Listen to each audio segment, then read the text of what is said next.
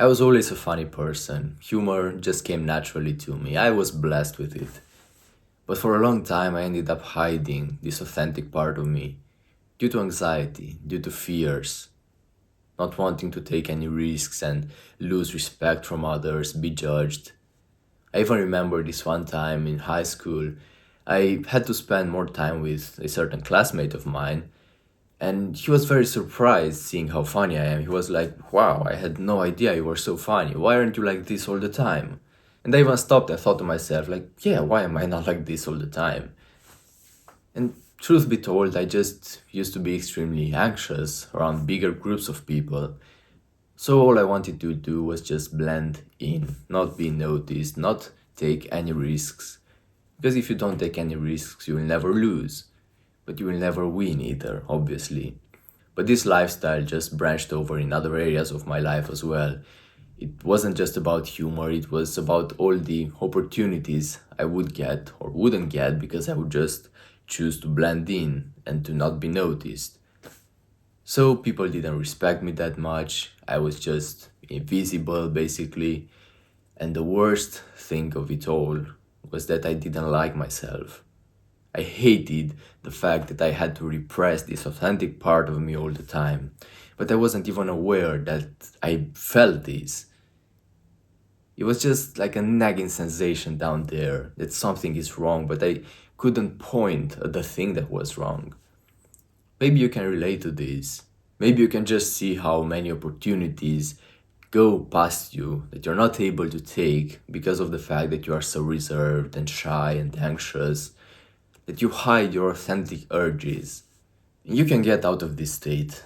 I'm sure of it. I was able to get out of it, so you can do it as well. All you have to do is let me brainwash you with my beliefs, and hopefully something will click there. Because this is not only about humor, as I said, this is about everything that's authentic to you. Because that's probably currently hidden down there somewhere and locked up in a prison cell, guarded by anxieties and insecurities and fears. But that doesn't have to be the case. Because on the other side, the version of you that's not like that, that doesn't hide their authentic tendencies, that version of you gets a lot of opportunities in life, a lot of respect from people. And this is not only about what you get and how other people treat you, but the most important thing is that you like yourself. You respect yourself. And that's huge. Now, of course, when you manage to be like this, there are also risks. You can get to the point where you say a joke and no one laughs and you feel judged. Or you can get to the point where you say a joke that's inappropriate to the circumstances or to religious beliefs of people around you or stuff like that. Which again, it's possible. You can't rule it out, but there is such a thing as social regulation. And we have to not get too much outside of the social norms. Because you can just come here and say that my authentic self wants to walk naked down the street. That's not in the social norms, obviously. That would just be extremely weird. So you have to be aware of them to some extent. But you can't just be fearful of them. Now, when it comes to saying a joke and no one laughing, that just shows me that you are needy. Why do you need other people to laugh at your joke? Are you making the joke for them? Are you just a buffoon and entertainer? Or do you just genuinely find something funny and you want to tell it to your friends? Case in which the joke is not necessarily made for them, because you are the one that finds the situation funny, so the joke is made for you. Why aren't you the one that laughs in the first place? And then maybe they will laugh as well, but maybe they won't, which is fine. And if you're wondering what you should make jokes about, this is exactly your answer.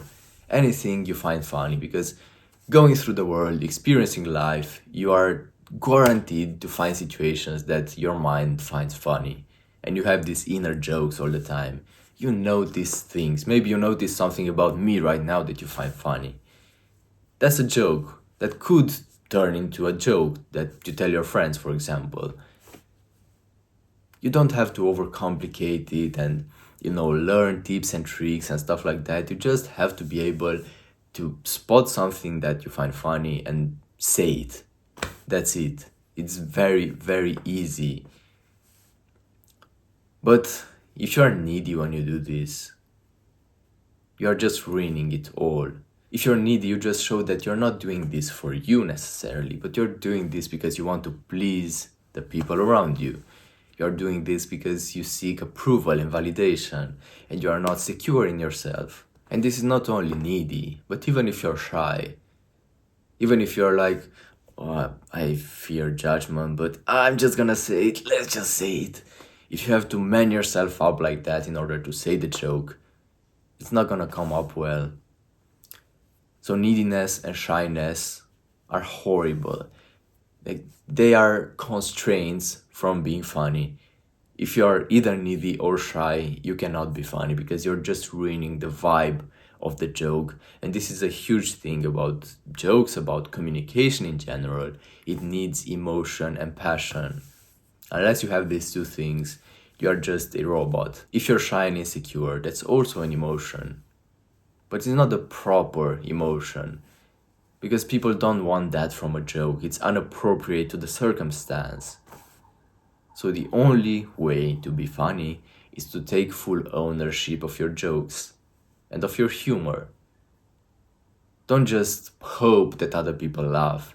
You noticed a situation that you found funny, so you have to take full ownership of it, remove any fear of judgment, and just say the joke out loud and feel the joke. Laugh yourself at the joke.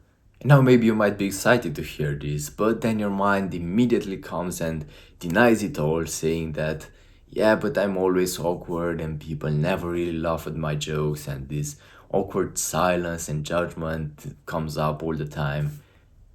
In this case, maybe you've just trained them this way, which is likely. Maybe you've just got them used to see you as the person that's awkward and it's never funny.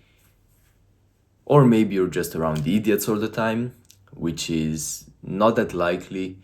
But the most likely situation is that you have never completely owned the joke. You have never authentically managed to put it out there, and you've always been either shy or needy about it. So you don't have the proper energy, and people sense this so easily. You can't fake it. The only way is to go ahead and take ownership of it.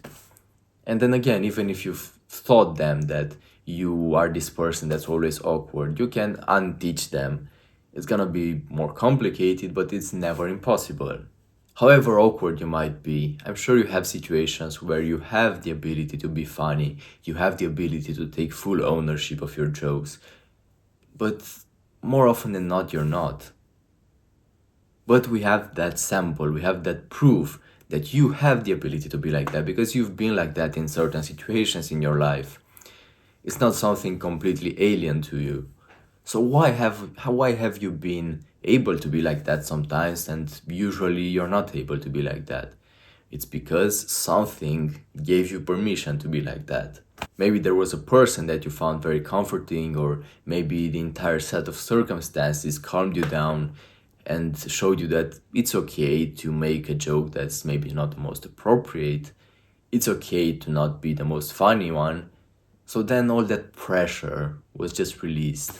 Whenever you talk about your emotions, the thing that's blocking you from being who you really are is this tension, this pressure, this resistance. So in that specific case, when the resistance and pressure was just released, what you were left with was permission to be funny. So you were able to be funny. So let's take it to the other situations where you are not able to be like that. What's the key to being like that? It's finding permission. And who can give you the permission? It can be external events or people, but the most important person who can give yourself the permission is you. Because even in those situations where someone else gave you permission, they only permitted you to give yourself the permission to be funny. You see, so it's always you. You are the decider of whether you're gonna be funny or not. You have this power, you have the ultimate power over your mind if you want to. But if not, you're always gonna be like this. You're always gonna keep being inauthentic, and the worst thing of it, you will hate yourself and you will regret it eventually. So give yourself the permission and get into this habit because it's 100% worth it.